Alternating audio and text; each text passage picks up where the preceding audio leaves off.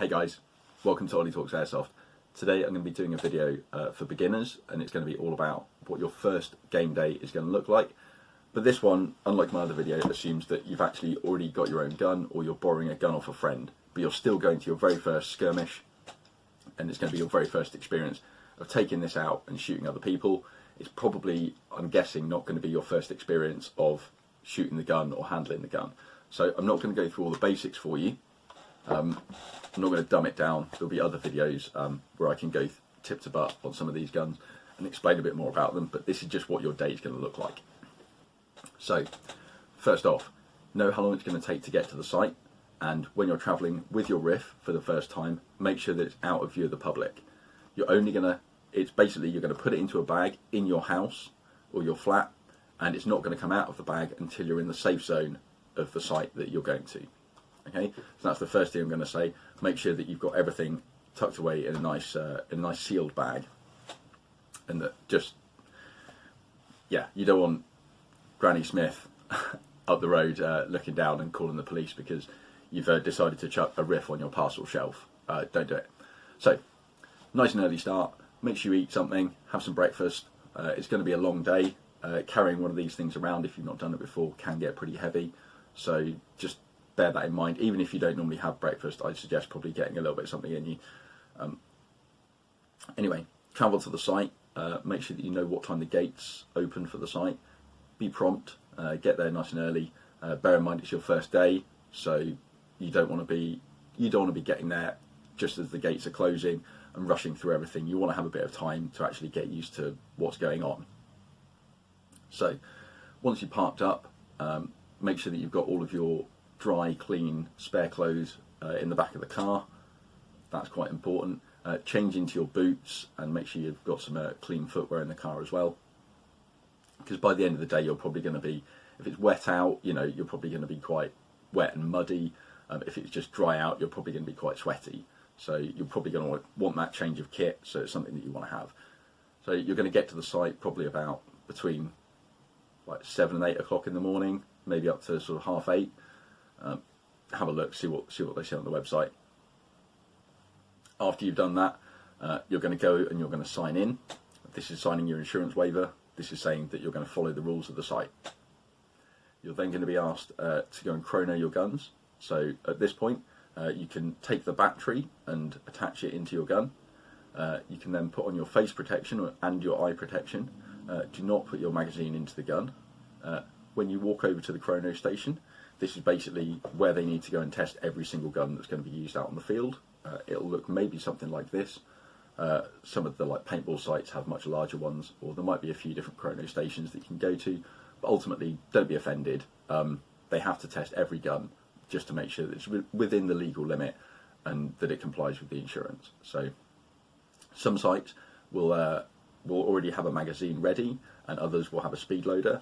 But one question that they will ask you is, what weight BB are you running?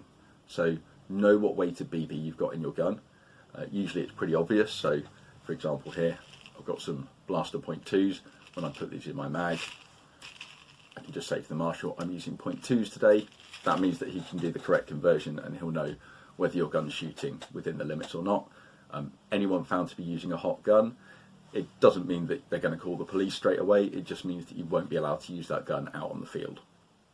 So once you've fired a couple of shots through the chrono station, providing that you've passed, they will normally mark your gun in some way. They don't usually use a pen. It would normally be like a coloured cable tie, and they will have different colours on different days that they use to prevent people from sort of bringing cable ties and cable tying their own guns and things like that. So they'll always be using different colours or a different mark or putting things in a different place. But that means that your gun has passed the chrono. You'll then take the magazine out, fire a couple of shots into the ground. You'll notice the change in pitch. You're probably quite familiar with that from playing with the gun at home. And then you can walk back into the safe zone and take your mask off. You're then going to have your briefing. So the marshal will basically explain to you the rules for the site and the rules for the games, and you'll then be divided off into usually 2 teams, and this will it will just be based on site. Normally the marshals will know some of the regular players, so they'll try and split the regular players up, so some of them are on each team and they'll try and have a good balance. So after that, after they've split you up into teams, you normally have sort of a 10-15 minute hiatus. That's the last minute for people that haven't already loaded their mags. Don't be that guy. So like for people that still need to like load mags and set their kit up and do their final little bits, that's just time for them to do that. So you'll just be sat in the safe zone, mag out of gun. Just make sure that your magazine is topped off, make sure that it's wound up and ready to go, and then you'll be led out to your very first game. So what's going to happen is you'll normally walk out. If you don't know where you're going to go, just follow the people with the same coloured armbands that you'll have been assigned. Or if you're with the no armband people, just follow the guys with no armbands and you're going to get to your start point. You're then going to have this first game.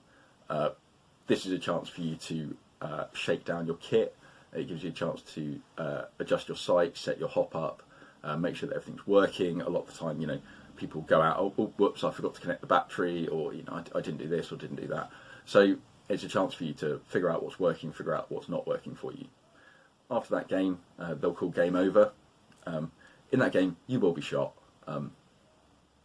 It probably won't hurt, to be honest. Probably like 1 in 20 BB shots like hurts, and then it doesn't hurt to the point that you're not going to do it anymore because your adrenaline's going. Like it's great. So anyway, once you've done your first game, they're going to shout game over. At that point, take the mag out of your gun, fire a couple of shots until you hear it dry fire. Walk back to the safe zone. Once you're in the safe zone again, mask comes off. Refill your mags, do what you need to do, go to the toilet, have a drink. Then you're probably going to go out for a couple of games. So what you want to do now is just ask the marshal, say, look, are we going to be going out for a couple of hours, or are we just going to be going out for a 20-minute game?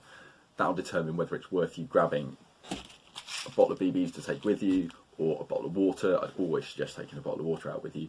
And what you'll have is, you'll have a fob. So if you don't know what a fob is, look at my A to Z guide, fast forward to F. So you'll go to your fob and you can always leave your things there. But don't forget, all the time when you're out on the field, even if the game isn't on, your eye protection must be on as an absolute minimum. So yeah, that's the most important thing. So once you've had your first couple of games, you'll eventually come back into the safe zone. Again, mags out, breach is clear. That's what they're going to call. As you walk back in, often there'll be a marshal stood there and you'll have to show them your gun to show that it is clear, to show that there's no magazine in it. And, again, it's safety. It's to make sure that when you're in the safe zone, if someone does, for some reason, pull the trigger on their gun, which you should never do in the safe zone, you should never ever do that. If someone does do that, it makes sure that the gun is actually clear and there isn't an accidental or a negligent discharge. You don't want that. The main concern with Airsoft is going blind and someone having their eye shot out. That's the biggest fear, ultimately. The biggest injury is twisted ankle and sprain. But the biggest fear is getting your eye damaged. Even your teeth can be replaced, but your eyes can't. So don't touch the trigger when you're in the safe zone. And if you're having a look at someone else's gun, because chances are over your lunch break, you're going to have maybe an hour or so from sort of 1 till 2 to have a look at other people's guns. Look but don't touch. Most airsofters, if they're stood by their kit and you ask about it, they will put it in your hands. Don't pull the trigger. Don't go, oh, I want to test what the trigger's like. Don't do it. You can do it out on the field mid-game. I've done it loads of times where I've been stood next to someone, we're both shooting at stuff, and I've gone, wow, that's really, can I have a quick go? And they, yeah, of course you can. And they'll hand it over to you, and you can have a quick shot with their gun. And you're like, wow, what is it? And they will tell you everything. Like, everything that you could ever possibly want to know. All the attachments, all the internal upgrades they've done, how much it cost, how long they've had it, what kind of performance they're getting. They will baffle you, but it's one of those hobbies where it's kind of addictive like that. You kind of get into the nitty gritty of it, and you're like, wow, okay, so if I do a couple of little tweaks, I could maybe get some better performance out of. Okay, it is a slippery slope, guys. So watch out. You're already at the top of the slope. There is a long way for you to come down. It can be pretty expensive. So after your lunch break, you're going to have an afternoon of games, and your day's probably going to end at about 4:30. By this time, you're going to be ready for the day to end. I'm now at the age where it gets to about 4 o'clock, and I'm like, okay, I think I'm ready for it to end now. I'm pretty ready to go to the pub. So once you come back in for your final game, make sure that all your weapons are clear, and when you're in the safe zone, disconnect your battery and everything, and put all of your kit into your bag, and make sure that everything is sealed up for your journey home. Then go to your car. That's probably the time that you want to get changed back into your clean kit. Get all of your old kit, chuck it into a bin liner or something like that, put it in the back of the car. Especially if you're travelling with someone else, don't forget that you don't want to get mud all over their car. So if it's your own car, do as you please. But I don't know. Sometimes you don't think you're going to get that muddy or messy, and you end up sat in a ditch. So that's just how it goes, guys.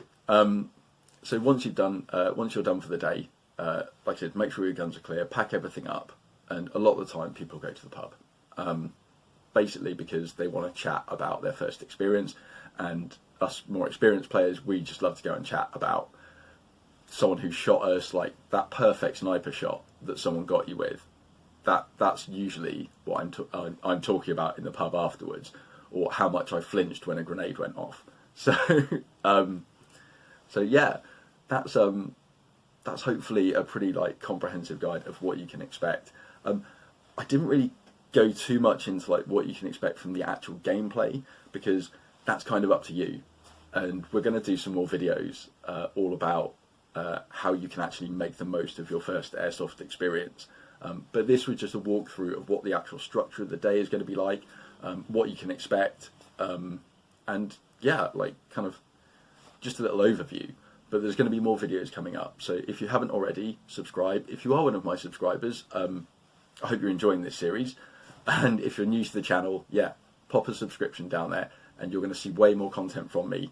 And it's not just going to be for beginners, we're going to go into some of the more advanced stuff as well. So yeah, stay tuned for that. But until then, take care.